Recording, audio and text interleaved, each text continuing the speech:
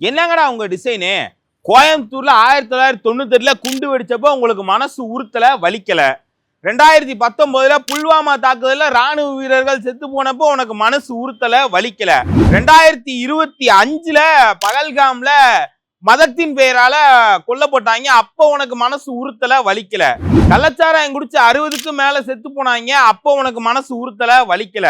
நாங்குநேரியில இப்ப 2 நாளைக்கு முன்னாடி வெட்டி படுகொலை செய்யப்பட்டாங்க, அப்ப மனசு உறுத்தல, வலிக்கல உனக்கு. ஈரான் தலைவர் கம்மேனி செத்து போனது மட்டும் உனக்கு மனசு உறுத்துதா? தமிழகத்துல மட்டும்தான் உலக நாடுகள்ல எப்பேற்பட்ட பயங்கரவாதி செத்து போனாலும் கத்துறாங்க, கதறாங்க.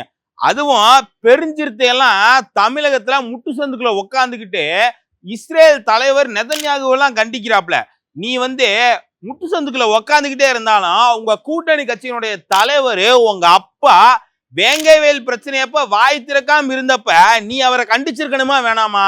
கள்ளச்சாராயம் குடிச்சு அத்தனை பேர் செத்து போனாங்களே, அப்ப நீ அவரை கண்டிச்சிருக்கணுமா வேணாமா?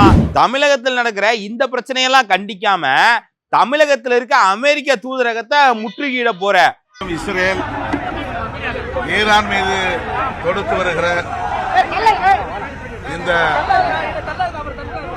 அநாகரிகமான ஆக்கிரமிப்பு போரை தமிழ்நாட்டின் சார்பில் வன்மையாக கண்டிக்கிற வகையில் இந்த ஆர்ப்பாட்டம் நடைபெற்றுக் கொண்டிருக்கிறது.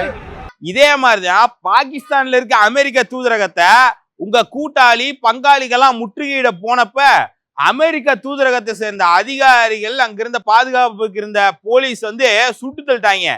நீ தமிழகத்திலே இந்த மாதிரி முற்றுகையிட போய் உன்னையும் தள்ளிட போறாங்க, பாத்துக்க.